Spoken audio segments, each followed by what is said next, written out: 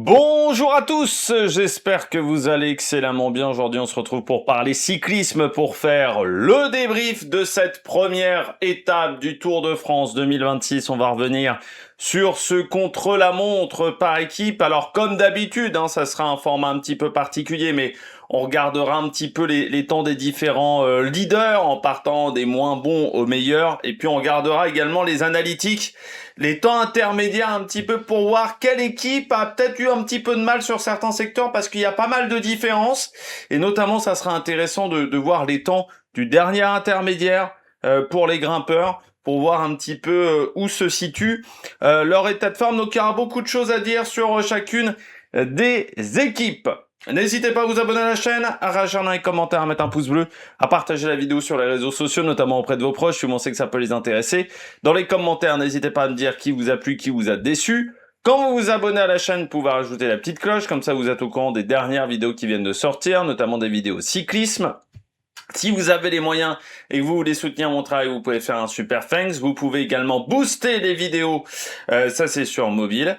Les super thanks c'est dans les commentaires. Instagram, pour être au courant à peu près de l'heure de sortie des vidéos. Et puis également l'onglet communauté, comme ça vous êtes au courant des vidéos débriefs à l'heure où elles sortent. Je mets un petit message également pour ce Tour de France. Bon, contre la montre par équipe, alors sur le format SO, vous savez que c'est pas forcément le format que j'apprécie le plus.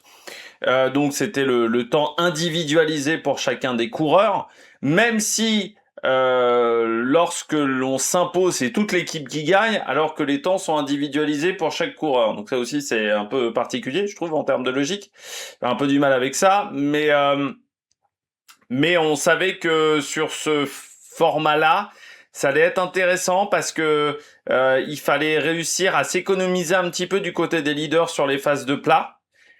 Et en même temps, fallait pas mettre tout le monde dans le rouge dans la première bosse, étant donné qu'il y avait deux bosses. Donc il y avait un côté gestion, et je pense que dans certaines équipes, on s'est peut-être un peu trop creusé la tête.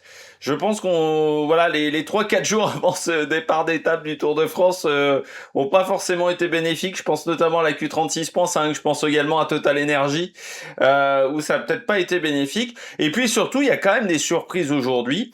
On va parler de Ben O'Connor, on va parler de Kenneth Brooks également, par exemple, même un petit peu chez Ineos au final, où on misait vraiment que sur un seul coureur. Il y a quand même des surprises ce soir, je trouve, dans certaines formations. Donc c'est quand même intéressant à suivre. Note de l'étape, je vous la donne maintenant. La note de l'étape, parce qu'on va pas faire un grand résumé. Note de l'étape, moi j'ai mis 14 sur 20 aujourd'hui. J'aime toujours pas le format. Voilà, je vous le dis, c'est vraiment la note maximum. Alors, j'aurais pu donner 15. Pourquoi je donne pas 15? J'ai regardé chez France Télévisions la course et je me suis tapé un numéro spécial des Racines et des Ailes présenté par Franck Ferrand sur tout Barcelone. Parce que vraiment là aujourd'hui, il en a fait du commentaire là aujourd'hui sur les éléments touristiques de Barcelone. Il a vraiment pris le pouvoir aujourd'hui, Franck Ferrand, au niveau des commentaires. J'avais vraiment l'impression de voir un épisode des Racines et des Ailes. Et le fait qu'on n'ait pas vu Astana, bon, même s'ils n'ont pas fait un grand chrono. Non, mais ouais, enfin, vraiment, c'était chiant chez France Télé aujourd'hui. Vraiment, en plus, il y avait Céline Rousseau. Ouais. Vous savez quoi, France Télé, c'est quand même compliqué. J'ai vu qu'ils font le multi-écran en plus sur Eurosport, donc je pense des étapes cette année où je vais regarder chez Eurosport du côté du multi-écran. Je pense à certains moments, parce que le multi-écran c'est quand même, malheureusement si la réalisation était bien faite, on serait pas obligé d'avoir le multi-écran. C'est aussi parce que la réalisation est mal faite qu'on est obligé d'utiliser malheureusement le multi-écran et de remplacer le travail du réalisateur. Mais je pense qu'il y a des étapes où je vais me le faire en multi-écran avec Eurosport. Normalement, vous savez que ma règle, c'était de rester sur France Télé. Mais là, ouais, il y a des moments où je vais peut-être craquer au bout d'un moment. Donc ouais, 14 sur 20, parce que j'aime toujours pas le format. Mais aujourd'hui, il y a eu quand même des rebondissements. Il y a pour moi des surprises. Notamment chez Decathlon, je trouve qu'ils s'en sortent plutôt bien. Il y a quand même des équipes, je trouve, qui prennent très cher aujourd'hui. J'irais par exemple la Tudor, Q36 par exemple. Donc il y a des choses intéressantes à dire. Il y a beaucoup de choses à analyser au final ce soir sur ce contre la montre. Donc c'est pour ça que je mets un 14 sur 20. On regarde tout de suite le résultat de cette étape. Hop là. avec les intermédiaires, mais on va commencer tout de suite par la dernière équipe, c'est Astana. Pas grand-chose à dire du côté d'Astana. On est quasiment dernier de tous les intermédiaires, sauf le premier, hein, mais ensuite on est 13e au premier intermédiaire. Là, c'est l'intermédiaire entre le T1 et le T3. Donc pas le T2, mais entre le T1 et le T3, on est 22e. Et puis 22e du dernier intermédiaire, donc je dirais que tout le long, ça n'a pas été exceptionnel du côté d'Astana. Faudrait même voir s'il n'y a pas eu quand même un problème technique du côté de l'équipe, mais j'ai pas l'impression que ça a été le cas pour cette formation. Non, c'était pas bien. Je pense qu'on l'a pas fait à fond. Après, de toute manière, on n'a pas vraiment d'objectif de classement général non plus du côté de XDS Astana. Donc, je pense qu'on l'a fait à son rythme. Voilà, fallait finir dans les délais.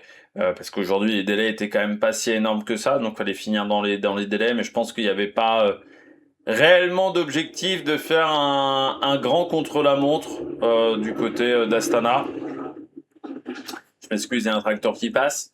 Mais ouais, il n'y avait pas vraiment d'objectif, je pense, de le faire à fond. Vous voyez, ils sont très groupés quand même entre Sergio et Guita. Enfin, les trois premiers sont assez proches. Hein. Mais oui, je pense enfin voilà, on l'a vraiment pas fait globalement à fond. Et bon, le Velasco est même limite au niveau des délais presque. Hein. Mais je pense que voilà, l'objectif était plutôt de rouler à sa main du côté de ce contre-la-montre, et puis il y aura demain peut-être déjà une échappée pour Astana, et puis surtout on essaiera de chasser les étapes du côté de cette équipe, ce qui je pense est l'objectif numéro 1 du côté d'Astana. Picnic, il y avait un objectif ce matin du côté de Picnic, c'est de prendre le maillot vert. Il n'y avait pas vraiment d'autres objectifs parce qu'on savait hein, là aussi qu'on n'avait pas forcément de leader pour le classement général, qu'on n'avait pas forcément des très bons rouleurs aussi qui étaient en capacité de faire un bon chrono. Donc très clairement, là l'objectif c'était plutôt d'arriver à la fin de cette étape. En plus, bon, il y a eu des soucis avec Warren Barguil, on sait pas trop ce qui s'est passé. Il y a eu une mésentente, j'ai l'impression, un problème de communication avec Warren Barguil, qui était assez énervé à un moment. Donc c'est vrai que tout le monde s'est un peu regardé dans le blanc des yeux. Je sais pas trop quel était le problème. Mais est-ce que c'était lui qui voulait que ça roule beaucoup plus doucement, ou est-ce qu'il n'était pas content de cette stratégie? Je ne sais pas, mais il y a eu un problème de communication, je pense, avec Warren Barguil. Bon, bah au final, pas de maillot vert, hein, parce que Ineos ça fait mieux, notamment.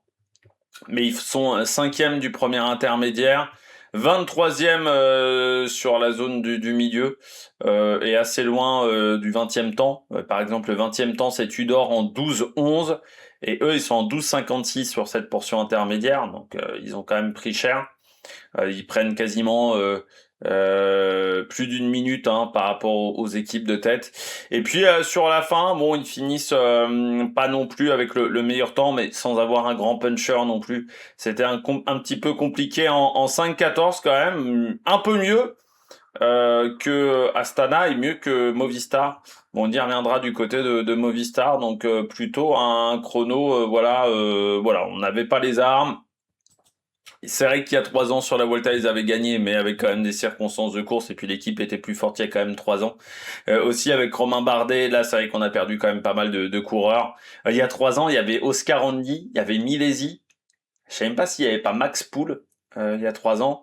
Là c'est sûr que quand tu vois l'effectif au départ, ouais, il y a moins d'ambition quoi, hein, tout de suite du côté de la Picnic Postenel. Je rappelle que les écarts, c'est par rapport au premier coureur de l'équipe. Hein. Donc quand vous voyez Terrada à 28 secondes, c'est par rapport à Sergio Higuita, c'est pas par rapport au temps de la Visma. Hein, il faut bien l'avoir en tête. Donc c'est pour ça que Velasco, 3,40 rajouté à 2,18, avec des délais qui devaient être aux alentours de 6 minutes. C'était un peu chaud Velasco quand même hein, sur cette première étape. Lotto, bon, au final, Deli est vraiment malade. C'était un peu le doute que j'avais émis hier en disant, pour moi, Deli, ça me semblait gros quand même de tomber 2 fois malade sur des cérémonies comme ça d'ouverture de grand tour. Donc à 1 mois et demi d'intervalle de tomber 2 fois malade. Bah si, c'est le cas du côté d'Arnaud Delis. Est-ce que c'est même pas les effets de cette intoxication alimentaire assez sévère et de sa participation au Giro malgré le fait qu'il n'était pas au top du côté d'Arnaud Delis? On pourrait se poser quand même des interrogations que ça n'a pas affaibli l'organisme et que derrière, bah, quand il s'est pris un petit virus, bah, il se l'est pris de plein fouet du côté d'Arnaud Delis. Et si c'est encore une intoxication alimentaire, là c'est vraiment, ça commence à faire beaucoup pour le Belge, parce que lors du direct d'hier, j'avais dit que pour moi c'était bon, il était pas malade et que c'était surtout parce qu'il avait pas envie en gros de rester avec la loto, qu'il faisait le service minimum on va dire avec la loto, mais non, il est vraiment malade. Donc il a pas fini le repérage du chrono, et là on a bien senti que l'objectif c'était d'amener à bon port Arnaud Delis, et en même temps il y avait ce problème avec Van Velt qui veut quand même un peu, je pense, jouer le général, mais je pense que l'idée était surtout d'amener à bon port Arnaud Delis, et ça a été effectué. Arnaud Delis a fini l'étape. Bon, malgré tout, faudra passer quand même les 3 prochains jours, hein. Et quand on est vraiment pas au top, ça va peut-être être compliqué pour Arnaud Delis, notamment l'étape numéro 3. Et du côté de Van de Velt, bon, une 36. Après, on s'attendait pas à des miracles du côté de la Lotto. C'est vrai que ça fait quand même un gros écart, je trouve, de voir quand même des équipes à plus d'une minute. Mais du côté de la Lotto, bah, on est loin à tous les intermédiaires, hein. 20e au premier intermédiaire, 21, 21. Donc il n'y a pas un moment où on s'est vraiment écroulé, hein. C'est juste qu'on n'était pas vraiment dans le bon tempo du côté de la Lotto, étant donné qu'on voulait amener à bon port Arnaud Delis et pas qu'il se retrouve hors délai. Donc je pense que ça a changé les plans du côté de la formation belge. Bon, Movistar, bah, la première grosse surprise, hein, quand même, de ce Tour de France, c'est Kanoïto Brooks. Très mauvaise journée pour Kanoïto Brooks. Kanoïto Brooks, aujourd'hui, il finit à 35 secondes de Raoul Garcia Pierna, c'est-à-dire qu'en gros, il finit à 1,40, hein. Plus d'une 40 même aujourd'hui, il finit à 1,50 aujourd'hui, Kanoïto Brooks. Ça fait mal, hein, quand même, hein. Sur 20 km, prendre 1,50 dans la vue, ça fait extrêmement mal. Ils étaient bien partis chez Movistar. Ils étaient très très bien partis.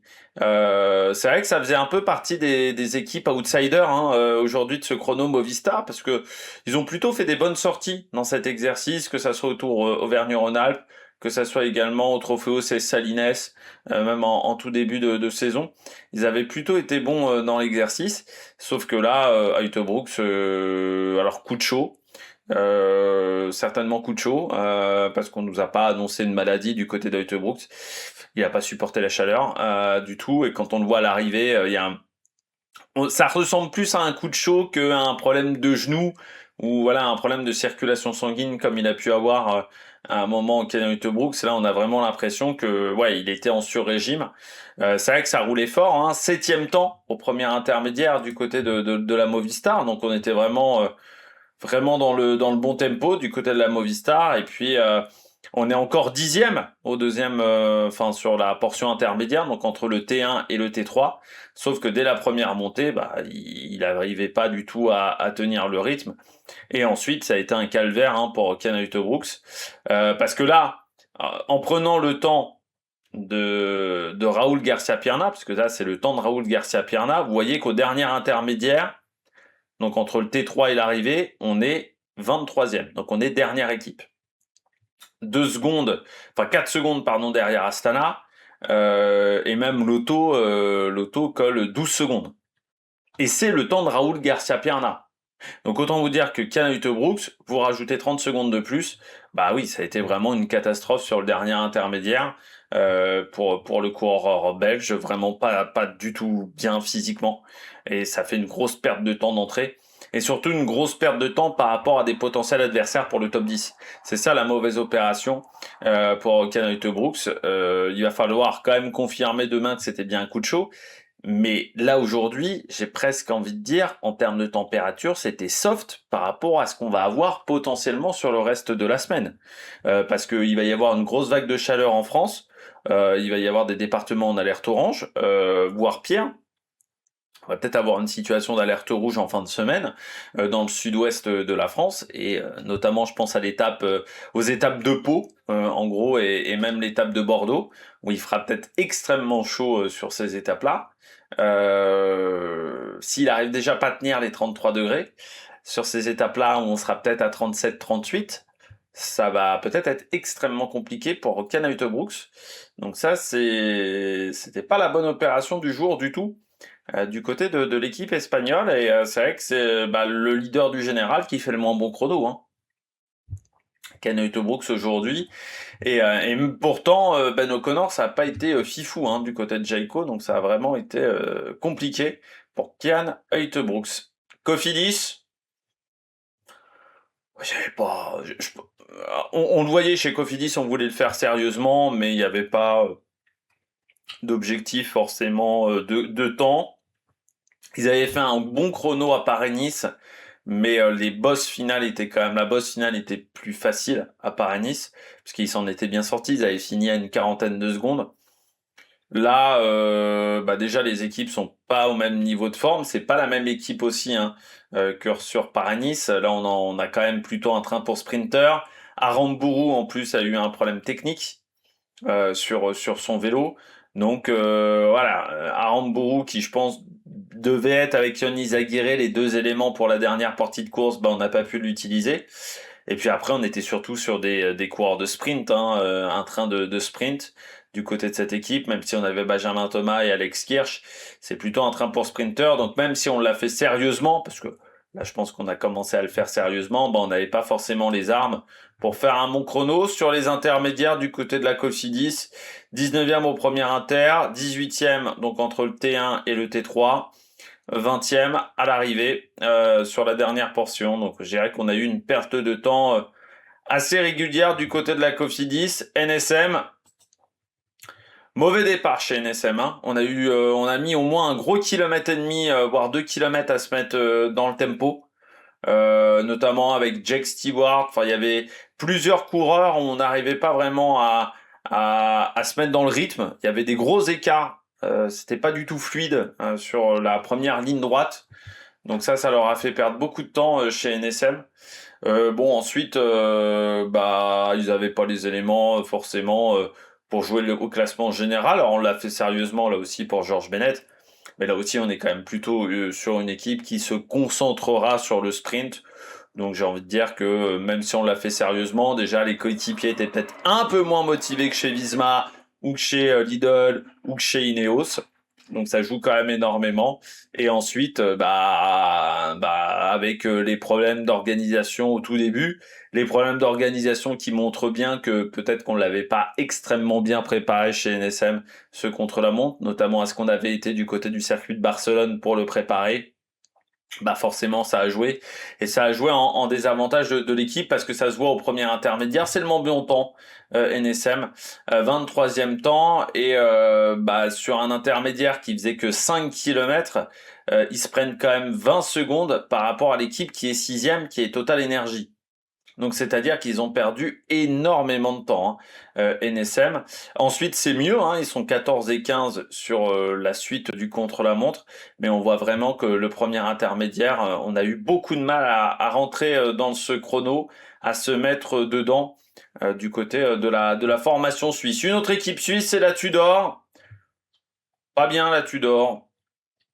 Voilà. Pas bien du tout.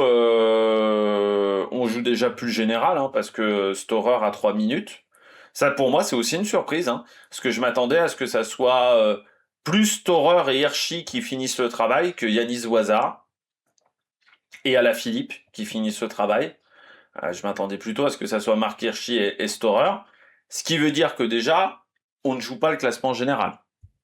Hein, du côté de la Tudor, on ne jouera pas le classement général. Si on avait encore des doutes, là on a la confirmation. Ouais, je m'attendais à un peu mieux du côté de la Tudor quand même. Hein. Alors certes, on n'avait pas Stephen Kung, mais qui finissent derrière Cara Rural, ça fait un peu mauvais genre. Derrière Total, ça fait un peu mauvais genre. Derrière Q36.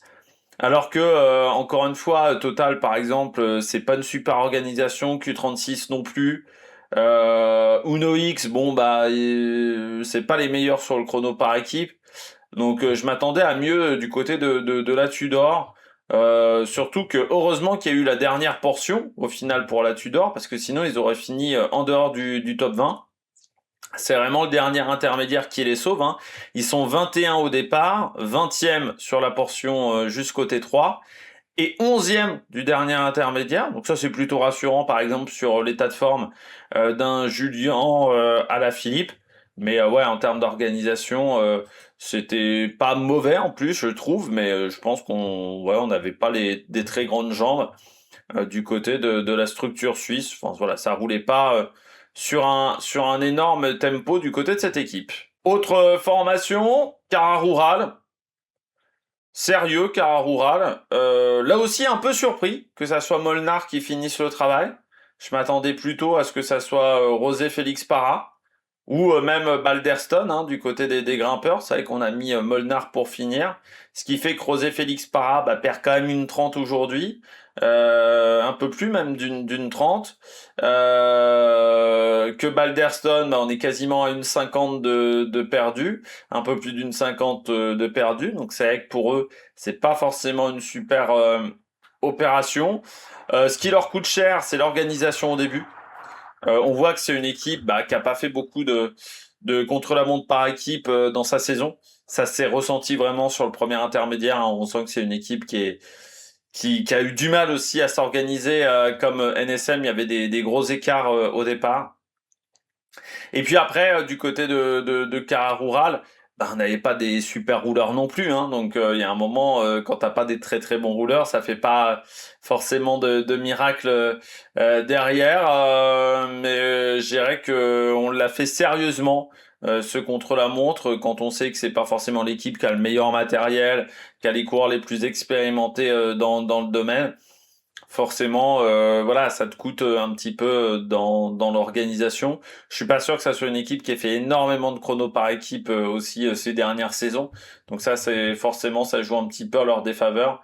Du côté de la Cara Rural, au niveau des intermédiaires, 16e au premier intermédiaire, 19e entre le premier intermédiaire et l'intermédiaire numéro 3, 16e sur la fin. Donc je dirais qu'il y a une perte de temps qui est plutôt régulière hein, du côté de cette formation. Voilà, il aurait fallu une équipe un petit peu plus solide pour pouvoir emmener ces coureurs. Total Energy, pas bien organisé. Non, c'est dommage parce que quand tu vois qu'ils sont qu'à 1,02, je me dis qu'avec une meilleure organisation, ça faisait peut-être top 10 aujourd'hui, hein, Total Energy. Le top 10, il était à combien il était, je pense, à 50 secondes. Ouais, 50 secondes avec la Jayco. Je pense vraiment que le temps de la Jayco était accessible. Je pense vraiment qu'ils perdent du temps. Gegat, il se retrouve trop vite tout seul. Il a fait quasiment 3,5 km tout seul, Gegat. C'est beaucoup, hein, sur un chrono comme ça. Et forcément, ça lui coûte énormément d'énergie. L'équipe, elle s'est plutôt bien débrouillée hein, sur le plat. Ils ont fait plutôt du bon boulot. Ils sont même 6e au premier intermédiaire. Donc vraiment, ils sont partis sur un très très gros tempo du côté de la Total Energy. Après, est-ce qu'on n'est pas parti un peu vite quand on voit les intermédiaires suivants? Mais sur la fin, ça manquait de main-d'œuvre autour de Jordan Gegat. Ça, c'est clair et net qui s'est retrouvé trop vite seul. Alors, je dirais qu'après, pour Jordan Gegat, une minute de perdu, enfin, il s'attendait à perdre du temps, Jordan Gegat. Je pense qu'il s'attendait à perdre du temps sur un petit peu tout le monde. Donc, je dirais qu'il finit quand même devant Kian Brooks, voilà, pour un potentiel top 10. Je dirais que c'est pas si mal, mais on voit bien que sur la fin, le fait de s'être retrouvé seul, ça lui coûte très cher sur la dernière portion. Parce que si on regarde les intermédiaires du côté de Total Energy, on est 6e au premier inter, 16e déjà sur l'inter du milieu. Donc vraiment, je pense qu'on est parti un petit peu trop vite au départ. Et puis 19e sur la dernière portion en 5-14 et on finit derrière Cara Rural. C'est pourtant Molnar qui finit sur la fin. On finit derrière Jayco. Pourtant c'est Mauro Schmidt. Voilà, on finit derrière pas mal de grimpeurs sur cette dernière portion, même derrière George Bennett. Par exemple du côté de la NSM, donc vraiment sur la fin du côté de la Total Energy, on aurait peut-être pu faire un peu mieux. Tobias Aland, Johannesson, là aussi il s'attendait à perdre du temps, je pense aujourd'hui. Tobias Aland, Johannesson, là encore c'est pas un spécialiste du chrono.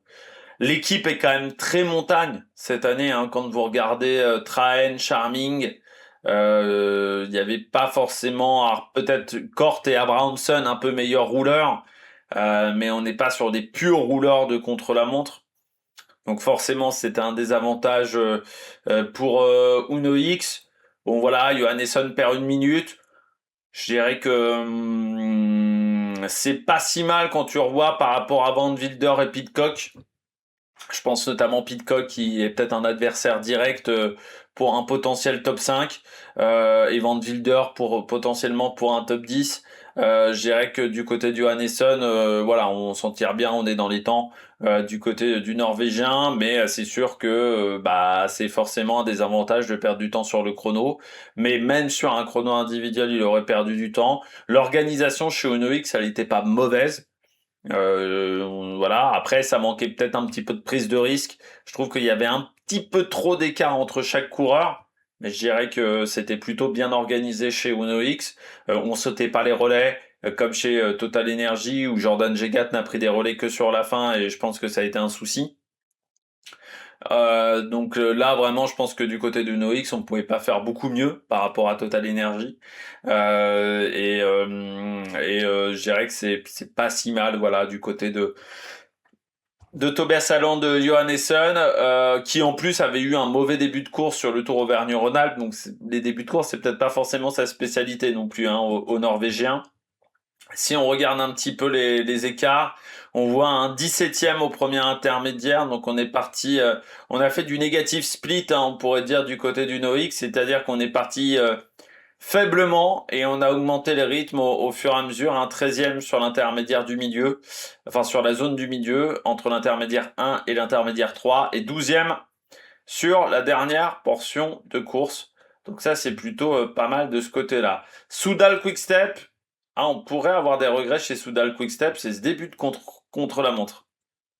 Ah, on fait pas un très bon début de chrono hein, du côté de Soudal Quickstep. Alors c'est vrai qu'après l'équipe est partie tôt aussi, hein, je crois me rappeler. Soudal Quickstep, ils sont partis à quelle heure si je regarde? Ah non, non, non, non, non, ils sont partis à 18h10, donc après Uno X, après Total. Je pensais qu'ils étaient partis un petit peu plus tôt que ça, Soudal Quickstep. Ouais, ils font un mauvais départ. Ils perdent beaucoup de temps sur le premier intermédiaire. Il finit très fort, Van Wilder, donc il est vraiment en forme, Van Wilder. Après, on sait que les chronos en boss, ça lui réussit plutôt bien en individuel. Hein. Il a fini 3e des derniers championnats du monde. Sur un format qui était très difficile.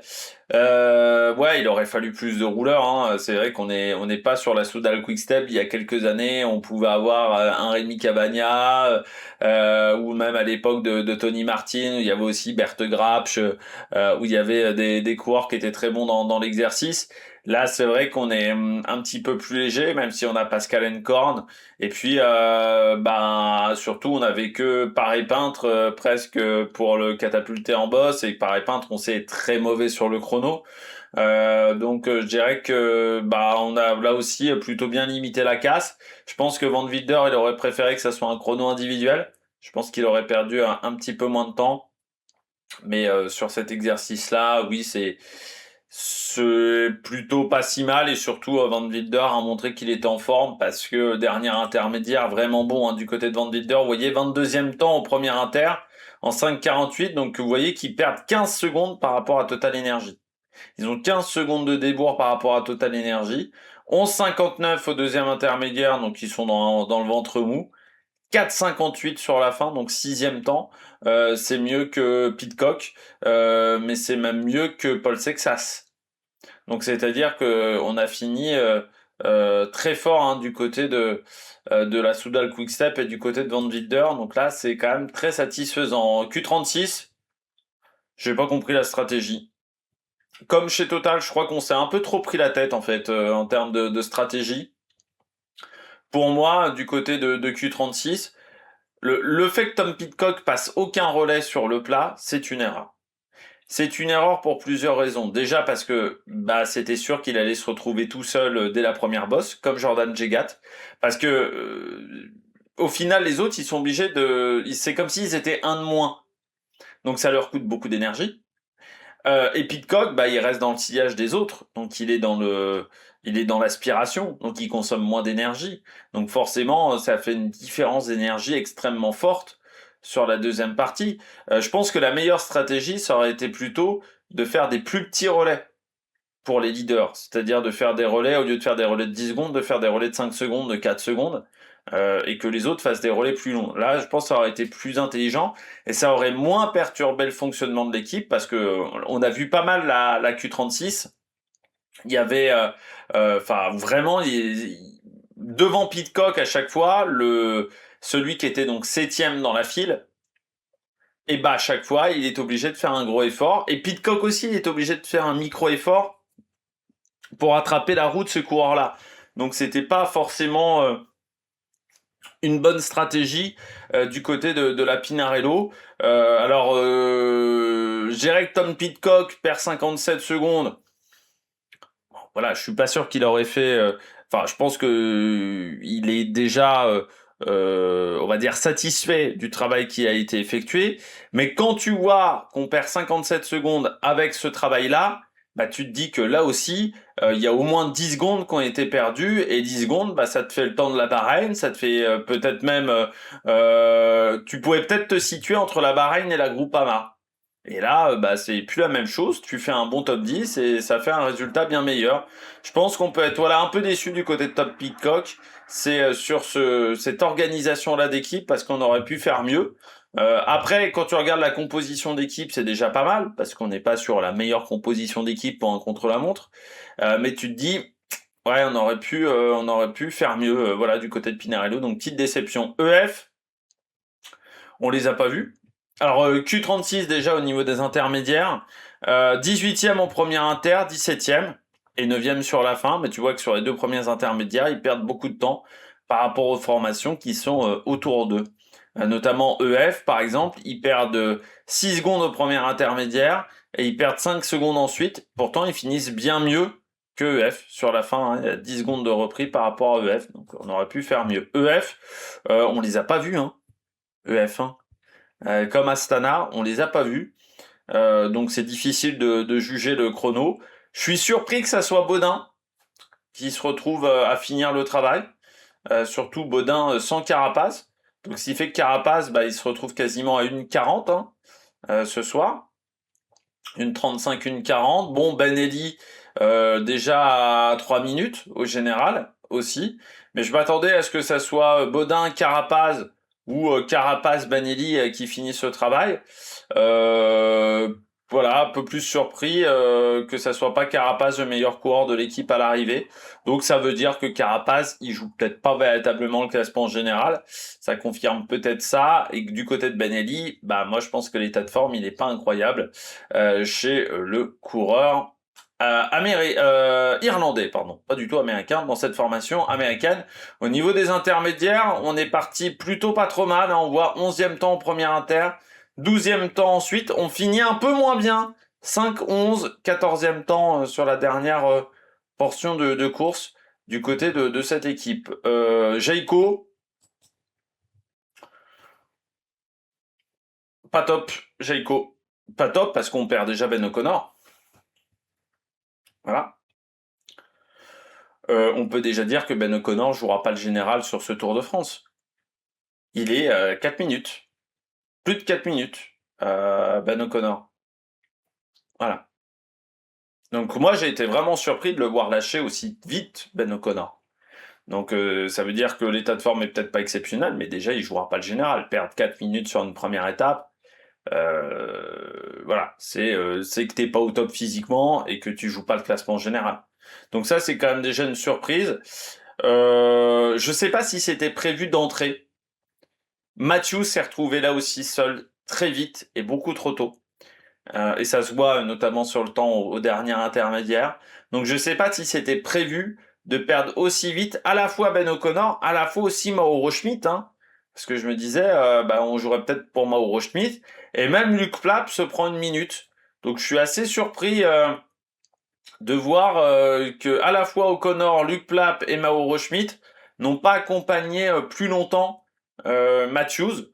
Et pour moi, Matthews s'est retrouvé seul beaucoup trop tôt, et ça se voit au niveau des temps, hein. Matthews, du côté de la Jayco, 10e et 9e au niveau des trois premiers, on va dire, intermédiaires, 17e sur la fin, donc on finit très mal. C'est le moins bon temps du top 10, hein. Donc ça montre bien qu'on a très mal fini du côté de la Jaico Alula par rapport à d'autres structures qui ont été meilleures dans l'exercice. Bahreïn, Bahreïn n'a jamais été une grande équipe de contre-la-montre par équipe. Donc je dirais que 47 secondes, c'est plutôt pas mal. Je pense qu'ils sont à peu près à leur place. On s'attendait pas à des miracles du côté de cette équipe. Il y avait Tiberi un petit peu pour tracter la formation, mais un peu Mohoric, mais on n'est pas sur sur les plus grands spécialistes déjà de leur nation au niveau contre-la-montre. Donc autant vous dire qu'au niveau international, Tiberi, je sais même pas s'il a participé au championnat du monde, même Tiberi du contre-la-montre. Bah non, parce que vu qu'il y a Ghana et il l'a jamais fait, le championnat du monde du chrono, par exemple. Tiberi, et je suis même pas sûr qu'il ait fait l'épreuve par équipe, par exemple, du chrono. Donc je dirais que 47 secondes et 50 secondes de perdu pour Martinez, c'est pas si mal. Surtout qu'on a bien compris que chez Bahrain Victorious, on voulait ménager la chèvre et le chou. Ça se voit notamment sur le dernier intermédiaire, hein. On disait que Jayco avait pas bien fini, mais Bahreïn, c'est pas beaucoup mieux. Ils sont 13e temps, c'est-à-dire que 15 secondes de perdu par rapport à Romain Grégoire, par exemple, hein. Donc on voit qu'on a fini vraiment pas sur un gros tempo, parce que je pense qu'on voulait à la fois conserver à la fois Martinez et Tiberi. Lenny Martinez, 50 secondes de retard. Je dirais que c'est pas si mal. Surtout si on se rappelle du Tour de France de l'an dernier, où là ça avait été bien plus compliqué pour lui. Mais on s'attendait pas à des miracles du côté de la Bahreïn, donc je pense qu'ils peuvent déjà être satisfaits de leur travail. Groupama, frustration hein, du côté de Groupama, c'est la chute Guillaume Martin, Clément Berthet parce que forcément, ça leur coûte du temps. Alors même si on n'est pas sur les deux plus gros rouleurs de l'équipe, mais une chute, ça désorganise. Ça désorganise du côté de la Groupama FDJ.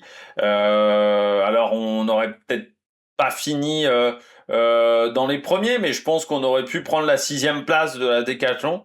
On peut se dire facilement que il y a 4-5 secondes de perdu dans l'affaire. Alors Guillaume Martin passait pas 150 000 relais, hein, parce qu'on sait que c'est pas un expert dans l'exercice du contre-la-montre. Mais forcément, ça te désorganise et puis ça veut dire que très vite tu te retrouves à 6. À 6, c'est plus la même chose, les relais reviennent beaucoup plus vite. Donc forcément, c'est un désavantage de ce côté-là. Par contre, Romain Grégoire, très fort, parce que la dernière montée, il a fait seul. Et il a été extrêmement costaud sur la fin, Romain Grégoire, surtout qu'il a été lâché très vite. Romain Grégoire, 5e temps du dernier intermédiaire. Donc vraiment en grande forme, Romain Grégoire. Pour le reste, bah oui, on voit que sur la première partie, on perd du temps à cause de cette désorganisation du côté de l'équipe. Alpecin, à leur place. Non, à leur place, ils ont fait le job, ils ont fait bien le job. Le train est en place pour Philipsen. Voilà, donc ou même pour Van Der Poel, hein, parce que il y aura peut-être des étapes où on essaiera de travailler pour Van Der Poel. Non, il y a une bonne cohésion dans cette structure, mais encore une fois, bah t'es quand même plutôt sur une équipe de sprinters, sur un final comme ça qui était plutôt typé boss. Même si on a De Bruyne, même si on a Verstringue, déjà ils ont peut-être été un petit peu mis à bloc par le train sur le plat des équipiers. Et puis après, bah oui, on savait que sur un chrono tout plat, Alpecin, ils auraient été aux avant-postes. Mais là, il y avait la bosse finale qui a un peu désavantagé, je pense, l'équipe de Mathieu Van Der Poel. Mais sinon, ça reste quand même voilà une belle perf, 9e, 6e, 10e au niveau des intermédiaires, c'est vraiment pas mal du côté de cette équipe. Décathlon, j'avais dit ce matin, enfin ce matin ou hier, j'avais dit pour moi Décathlon, s'ils sont dans le top 8, c'est déjà très bien. Ils sont dans le top 8. Voilà. T'avais quand même pour moi trois poids morts dans ce collectif. Riccitello, Paré-Pinte, Prodhomme. Ces trois coureurs qui n'aiment pas le chrono, qui ne sont pas bons en chrono, ces trois coureurs-là. Donc forcément, c'était un désavantage de traîner ces trois coureurs-là. Pas de Bissegger aussi, donc qui n'avait pas été exceptionnel au Tour Auvergne-Rhône-Alpes. Mais oui, il te manquait des mecs pour rouler. Il te manquait des coureurs. Il te manquait, pardon, des coureurs qui étaient en capacité de faire le travail sur le plat, tout simplement. Donc je dirais que l'organisation n'a pas été mauvaise, on sent que ça a été travaillé, comme contre-la-montre. Ils s'en sortent mieux que sur le Tour Auvergne-Rhône-Alpes, mais après, voilà, il en manque encore un petit peu, parce que, bah ouais, t'as 3 grimpeurs qui n'aiment pas ça. Donc c'est sûr qu'avec Paré-Pinte, Prudhomme, Ricciello, bah c'est sûr que c'est pas évident pour faire le tempo. C'est sûr que si t'avais eu Vlasov ou Ben O'Connor, ça aurait peut-être été différent. Voilà, sur le plat, parce que les deux sont annoncés potentiellement chez Decathlon. Au niveau des intermédiaires chez Decathlon, bah on voit qu'on perd beaucoup de temps au premier inter. On a eu du mal peut-être à se mettre dans le rythme. 15e, et ensuite 8e et 7e. Donc je dirais qu'on a été régulier, en sachant que Paul Sexas a fait beaucoup de travail et que Ricciello, je pense, n'a pas été aidé tant que ça. Mais là aussi, je parlais de Bahreïn où on a voulu ménager la chèvre et le chou. Bah là, c'est un peu la même chose chez Decathlon. Je pense qu'on essaye d'assurer un petit peu ses arrières avec Ricciello au cas où ça se passe pas bien avec Paul Sexas, et on n'a pas voulu éliminer Ricciello, l'américain, pour avoir un leader de rechange potentiellement si Paul Sexas n'était pas au top physiquement. Red Bull, surpris, moi, du côté de Red Bull. Alors, le temps est pas mauvais, hein. 19e, bon, j'avais dit, hein, du côté de Red Bull, je les avais mis en grosse cote. Donc, pour moi, ça pouvait faire partie des équipes qui pouvaient faire un bon chrono. C'est sûr que Remco Evenepoel, il aurait aimé un chrono individuel. Non, surpris, c'est l'écart à l'arrivée entre Remco et Lipovic. Il y a quand même 16 secondes à l'arrivée entre les deux. Alors Lipovic se retrouve quand même devant Paul Sexas et devant Lenny Martinez notamment. Mais ça fait quand même un gros écart, je trouve, à l'arrivée. Donc on sent quand même que ça va pas être si facile que ça, peut-être, hein, de collaborer entre les deux. Moi qui pensais que Remco Evenepoel serait au service de Lipovic, bah ça sera peut-être pas vraiment le cas, et il faudra gérer la guerre d'ego entre Lipovic, 3e du dernier Tour de France, et Remco Evenepoel, qui a déjà été sur le podium du Tour de France, qui a déjà remporté un grand tour. Et la gestion des échos va peut-être pas être si facile que ça à gérer du côté de la Red Bull. Après, l'équipe a fait du bon boulot, bien organisé, hein, chez Red Bull. Notamment avec Remco Evenepoel qui regardait un petit peu ses équipiers où ils en étaient, notamment avec Van Dijk. Je trouve que ça s'est plutôt bien passé, bien déroulé. Du côté de la Red Bull, on sent qu'on avait travaillé l'exercice, ça s'est plutôt bien passé. Lidl, presque déçu par Lidl. Certes, ils sont 4e, mais moi je les voyais jouer avec Ineos. Et quand tu sais qu'Ineos a perdu sa catapulte, enfin a perdu son boulet de canon, on va dire la catapulte était encore là, mais la catapulte n'avait plus boulet de canon. Bah oui, pour moi Lidl Trek, ils n'ont pas eu de problème par rapport à d'autres équipes. Mais Juan Ayuso m'a pas fait une grande impression. Et puis, ouais, Pedersen, il prend quand même un énorme relais au départ, et je pense qu'il a mis quelques coureurs dans le rouge. On a au final assez peu vu Quinn Simons, par exemple, dans les relais. Je m'attendais à un peu mieux de Quinn Simons, donc je pense qu'on est... Ayuso a un peu du mal à finir. Vacek est obligé de s'écarter un peu tôt aussi. Je pense que ouais, on n'a pas tout fait à la perfection du côté de la Lidl Trek.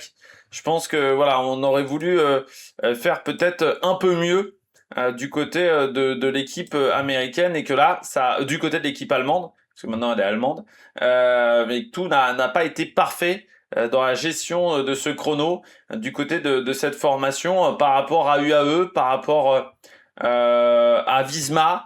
Là, on a fait des erreurs et on n'a pas eu la malchance de notre compagnie. Donc ouais, petite déception.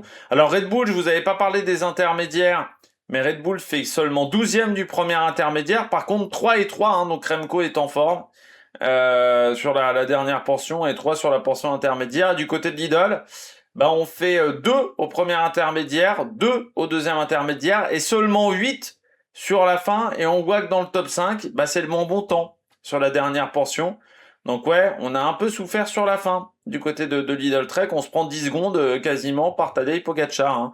Sur en gros 1 km 8 de montée, ça fait un petit peu mal. UAE,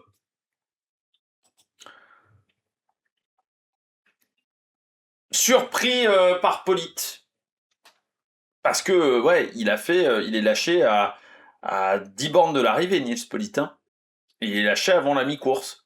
Adam Yates, un peu moins surpris parce que Adam Yates n'était pas forcément, je pense, de base prévu sur ce Tour de France. Il était quand même plutôt prévu sur le Giro.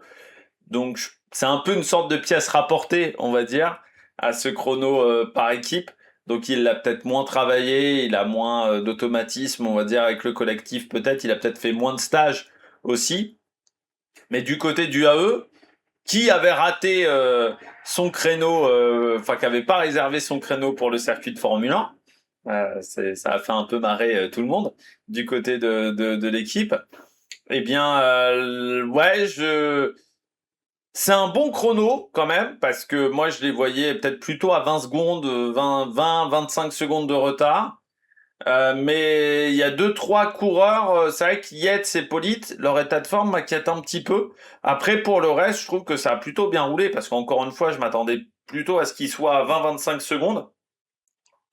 Mais on voit que bah, déjà sur le premier inter, ils ont quand même pris des risques, parce que ça c'était ma vraie interrogation. Moi je pensais que ils allaient faire ce premier inter sans prendre de risques. Bon bah ils se prennent que 5 secondes par Ineos. Et Ineos a vraiment très bien pris les virages. La portion du milieu, bon ils sont cinquièmes, donc ils sont à peu près sur le même rythme. Ça finit fort du côté de Pogacar et de Del Toro. Même si Del Toro, la descente de Del Toro est pas parfaite entre les deux bosses. Et je pense que c'est ce qui fait la différence entre Pogacar et Visma. C'est pour ça qu'il y a que 2 secondes à l'arrivée et pas plus. Mais je me dis, on aurait peut-être pu finir devant d'être compagnie. On aurait peut-être pu faire encore mieux. Après, l'avantage pour Pogacar, c'est que le fait d'avoir Jonas Vingegaard maillot jaune, c'est que bah Visma ils vont devoir peut-être contrôler pendant 1 ou 2 jours, ce que lui il sera pas obligé de faire. Et ça va être un avantage pour lui. Net compagnie, bah, comme je le disais, on avait la catapulte, mais on n'avait plus le boulet de canon. Ouais, on perd Vauquelin. Alors Vauquelin, il se retrouve donc à une 15 en gros au général. Mais ouais, c'est hyper frustrant parce que déjà sur le précédent contre-la-montre, bah on se retrouve à avoir un problème technique, là encore une crevaison. Malchance ou peut-être un peu trop de prise de risque sur les pressions de pneus et sur le matériel. Mais forcément, c'était pas Ghana qui était prévu pour finir. Par contre, Arensman, bah, il joue pas le général. Parce que, en gros, de ce que j'ai compris de l'interview d'après-course de Vauquelin, c'est qu'en gros, on a fait le travail comme s'il y avait Vauquelin, sauf qu'il y avait plus Vauquelin. Donc la stratégie, c'était que Ghana catapulte Vauquelin. Donc on jouait pas forcément sur Arensman. Voilà, ni sur Egan Bernal aujourd'hui. Voilà. Bon après Egan Bernal, on a compris assez vite qu'il était dans le rouge, hein, parce que ça roulait extrêmement fort. Mais c'est sûr que c'est frustrant pour Net Company parce que quand tu vois l'équipe qu'ils avaient emmenée au départ, ils misaient quand même sur ce chrono. Sans ce problème-là, ils sont bien plus hauts. Voilà, hein, ils perdent facilement 10-15 secondes, donc ils sont devant Visma en réalité. Et c'est la deuxième fois qu'ils perdent un chrono par équipe à cause d'un problème mécanique. Ça avait été le cas au Tour Auvergne-Rhône-Alpes. Donc c'est vrai que c'est frustrant pour cette équipe qui avait tout préparé, notamment vous avez vu les coureurs qui avaient les bacs qui étaient les bras dans les bacs à glaçons pour je pense refroidir au maximum les avant-bras parce qu'avec les prolongateurs ça chauffe, les prolongateurs c'est tout noir. Donc tout était fait à la perfection et c'est frustrant et tu vois que bah, ils prennent un très bon premier intermédiaire. Mais ensuite, bah, la crevaison, elle coûte le meilleur temps sur la portion du milieu. Et sur la fin, bah, forcément. Alors, Ghana a quand même été très costaud, mais il peut pas rivaliser ni avec Pogacar, ni avec Vingegaard derrière. Visma, bah, ça faisait partie des 3 favoris ce matin. De toute manière, À part UAE que j'avais pas cité ce matin, les 4 noms que j'ai cités sont aux 5 premières places, hein, donc y a pas eu vraiment de surprise sur ce chrono de ce côté-là. Du côté de Vingegaard, bah ça fait du bien de le revoir avec le maillot de leader. Je pense que ce maillot de leader là, il va un peu plus se savourer que les autres. Parce que ça faisait depuis 2 ans qu'il l'avait pas connu. Voilà, je pense qu'il a connu quand même 2 années. Alors je dirais pas de galère parce qu'il fait deuxième du Tour de France à chaque fois, mais 2 années où il y a eu quand même des petits soucis. Je pense que ce maillot jaune avec le Giro qui a été remporté, le fait en plus d'enchaîner, on va dire les 2 maillots de leader, je pense que ça lui fait, parce que c'est pas arrivé si souvent que ça, je pense qu'un mec qui gagne le Giro soit porteur du maillot jaune le premier jour, le lendemain, bah je pense que voilà, il rentre déjà un petit peu dans l'histoire et je pense que ça doit lui faire du bien, voilà, Jonas Vingegaard, au niveau mental, ce résultat. Et puis l'équipe, vraiment là en termes d'organisation, c'était excellent. C'était excellent. On voyait Piganzoli qui s'excuse même à l'arrivée de pas avoir pu faire plus. Sepkus, Jorgensen. Non, c'était très très bien organisé. C'est vrai que quand on se remémore le contre-la-montre par équipe de Paris-Nice, c'était largement mieux en termes d'organisation. Sur Paris-Nice, ils s'étaient un petit peu plantés. Du côté de la Visma, ils ont bien appris de leurs erreurs du côté de la formation néerlandaise. Et là, ouais, c'était vraiment... c'était beau à voir. C'était beau à voir. Net Compagnie aussi, hein, c'était beau à voir, mais il manquait voilà le boulet de canon. Mais Visma, c'était beau à voir, c'était bien organisé, c'était mieux qu'UAE, c'était mieux que Lidl Trek. C'était vraiment très très bien joué. Et content pour Bruno Armirail, hein, parce que qui est arrivé dans cette équipe aussi pour ce chrono-là. Et qui a fait enfin voilà, ils ont tous fait du très très bon travail. Et ça montre qu'on n'est pas dans le même état d'esprit que l'an dernier chez Visma, où ça partait un petit peu dans tous les sens. Là, on sent qu'on a un vrai leader et qu'on va vraiment travailler pour ce leader. Au niveau des intermédiaires chez Visma, troisième au premier intermédiaire, meilleur temps de la portion entre le T1 et le T3. Et à l'arrivée, eh bien, deuxième temps, et on perd que 2 secondes par rapport à Pogacar et Del Toro. Même si, encore une fois, Del Toro, pour moi, a fait des petites erreurs de trajectoire dans la descente. Bah, c'est quand même plutôt pas mal du tout du côté du coureur néerlandais. Classement général, bon, qui ressemble, même s'il y a des petites différences. Paul Sexas, donc 10e, à 39 secondes. Del Toro, donc, qui se retrouve 6e. Lipovic 8e, et puis Lenny Martinez 15e, Pidcock seulement 18 au final, et il y a déjà des coureurs. Bon, bah la lanterne rouge, elle est à 5,58, c'est Velasco, voilà, qui était pas loin du hors délai, hein, je pense, Velasco. Aujourd'hui, le classement par points, bon, c'est Egan Bernal qui va porter le maillot demain, mais encore une fois, il n'aura pas de points. Pogacar pour le classement du maillot à poids, même s'il n'a pas de points.